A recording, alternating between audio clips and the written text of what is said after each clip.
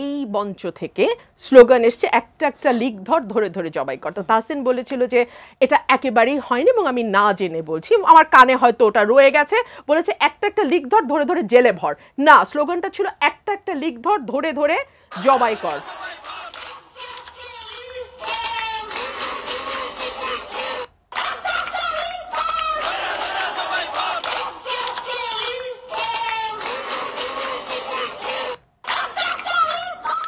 এই যে ধরুন প্রচন্ড রকম অসহিষ্ণুতার যে চাষ, আমি জানি না এটা কি শাহবাগ এলাকাটার সমস্যা কিনা জানি না, তাদেরই কেন জানি চরম অসহিষ্ণুতা।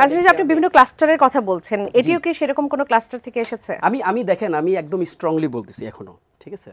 আমি জানি না এই কন্টেন্ট এডিটেড কিনা, এটা চ্যানেল 24 এর একটি কন্টেন্ট, যতটুকু লোগো চ্যানেল 24 এর যে কোনো কন্টেন্ট আর you can edit sound, but whatever, আমি সেই জায়গায় যাচ্ছি না।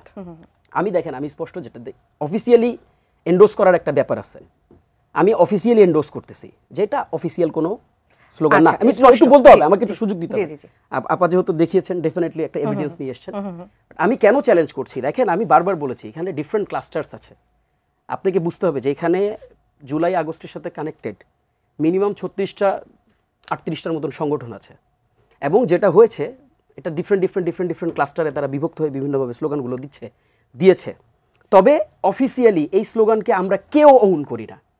আমি জানি যে আপাতত এটাই জানতে চান যে আমাদের এই জাতি বা আমাদের এই সোসাইটি বা আমাদের এই জেনারেশন যেন এই স্লোগানটাকে ওন না করে। আপার কিন্তু মোটিভেট, আপা যে সমালোচনাটা করতেছেন এটা শুধুমাত্র যে আমাদেরকে মানে ডাউনগ্রেড করার জন্য সমালোচনা, এটা না, উনি চান না যে আমরা এটাকে ওন করি। আমি তো এটাই কাজে আমি এটা ক্ল্যারিটি দিচ্ছি আপনাকে, এই ধরনের জিনিস আমরা কেউই ওন করি না। আচ্ছা, আজকের বিষয়টা নিয়ে একটু প্রশ্ন করি, সেটা হচ্ছে যে জামাতে ইসলাম, হেফাজতে ইসলাম শিবির আজকে সবথেকে সরব উপস্থিতি। আপা যদিও তখন বলছিলেন যে জামাত বলেছে যে আমরা দলগতভাবে সেখানে নাই, কিন্তু তাদের উপস্থিতিটাই আজকে স্পষ্টভাবে সরবভাবে দেখা গেছে। রাজনীতির নতুন সমীকরণের কথা অনেকে বলছে এনসিপির সাথে, আপনারও কি মনে হয় যে এটি রাজনীতির নতুন সমীকরণ হিসেবে? আমার মোটেও মনে হয় না যে এটা রাজনীতির নতুন সমীকরণ। আপনি একটু খেয়াল করলে দেখবেন যে এটা রাজনীতির নতুন সমীকরণ। এই ডটগুলো আপনি কোন ডটগুলো কানেক্ট করলে এখান থেকে উত্তরটা এরকম আসতো, যদি আমরা এখানে বিএনপিকে কোনোভাবে প্রত্যাশাই না করতাম, এক, অথবা আমরা কোনোভাবে যদি বিএনপিকে এখানে না ডাকতাম, দুই, অথবা আমরা কোনো না কোনোভাবে কোনো না কোনো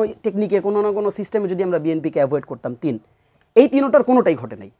গতকাল রাত্রে সার্জিস থেকে শুরু করে এই আন্দোলনের যারা মানে যারা এই আন্দোলনকে এক্সিট করেছেন, এই আন্দোলনকে যারা সামনে রেখেছেন, এটাকে অ্যাপিস করেছেন, সবাই কিন্তু বিএনপিকে ওপেন প্ল্যাটফর্ম থেকে হচ্ছে এটার জন্য তাদেরকে ডেকেছে এবং তাদেরকে বলেছে এটার জন্য আসতে।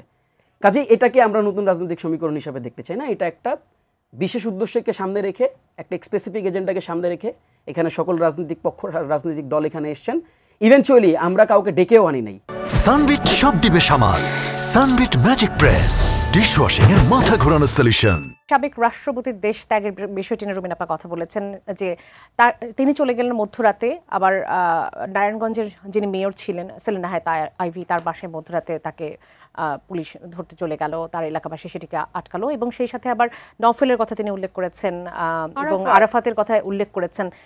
এই ঘটনাগুলো ঘটলো কিভাবে সেটি নিয়ে আপনাদের মন্তব্যের জায়গা। অনেকে বলছে যে মূল বিষয়গুলো রেখে বা অনেক গুরুত্বপূর্ণ বিষয়গুলোকে একপাশে রেখে কি আপনারা শুধুমাত্র আওয়ামী লীগের বিচারটা চাচ্ছেন? আচ্ছা দেখেন, খুবই টেকনিক্যাল একটা মজার প্রশ্নটা, মানে আপা যেটা করেছেন, এই যে কার্যক্রমগুলো ঘটেছে, এই কার্যক্রমগুলোর বিপরীতে বিএনপির প্রতিবাদ কোথায়, আপার প্রতিবাদ কোথায়? আপা রাস্তায় নেমে জিজ্ঞেস করছেন সরকারের কাছে? জিজ্ঞেস করেন নাই তো, আপা খালি প্রশ্ন করেছেন টকশোতে। অথচ আমি আপনাকে একটু স্মরণ করাই দিই, এই যে আওয়ামী লীগ নিষিদ্ধের যে আন্দোলন, আপনি একটু স্মরণ করেন তো এই আন্দোলনটা কোনটাকে বেস করে শুরু হয়েছে?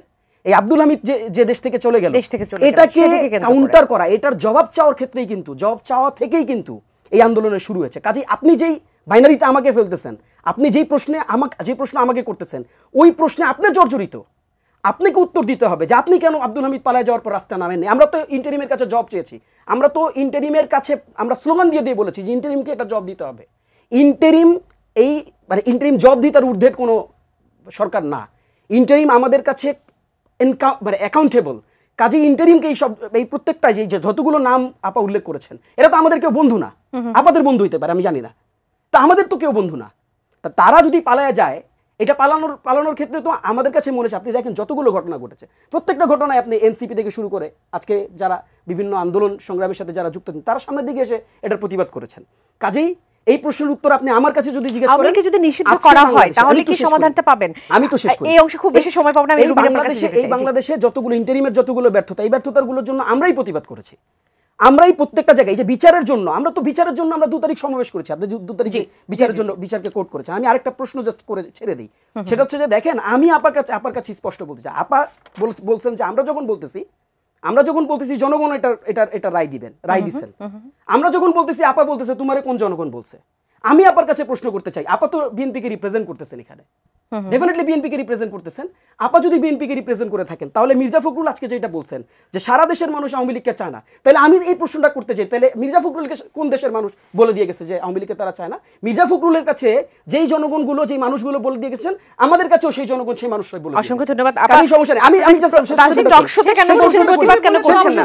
আপা এক মিনিট এই অংশ পাবো না, খুব বেশি সময়। দুইটা প্রশ্ন। আপনি আমাকে বলেছেন যে এক সেকেন্ড, আপনি আমাকে বলেছেন আওয়ামী লীগ আমার বন্ধু হতে পারে। আচ্ছা তাহলে যেহেতু আপনি আমাকে একটু ব্যক্তিগতভাবে প্রশ্নটা করলেন, আমি আপনাকে একটা ব্যক্তিগত প্রশ্ন করি, আপনার বয়স কত?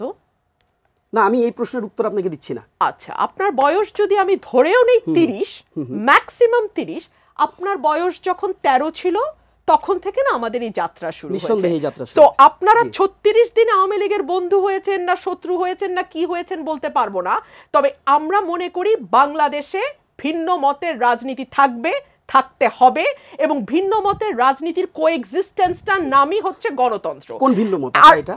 সেটা ভিন্ন মতটা কোনটা? সেটা সেই ব্যাখ্যা তো আপনাকে আমি দেব না। এটা তো টকশোর ব্যাখ্যা দেবেন আপনি। আপনার বয়স যেমন আপনি বলছেন, এটা তো ব্যক্তিগত প্রশ্ন, আমি সেটা কেন দিব? ব্যক্তিগতভাবে বলবেন আওয়ামী লীগ আমার বন্ধু হতে পারে। আমার বয়স কত? আপনি যেমন বলতে পারেন আওয়ামী লীগ আমার বন্ধু হতে পারে, এটা মিডিয়াতে জিজ্ঞাসা করতে পারেন আমার বন্ধু হতে পারে। আওয়ামী লীগের আমি ডিসকাশনে আপনাকে এই প্রশ্ন করতেই পারি যে আওয়ামী আপনার লীগের বয়স ডিসকাশনে যখন আমি জিজ্ঞাসা 13 করতে ছিল পারি। সম্ভবত তখন থেকেই আমাদের এই যাত্রা।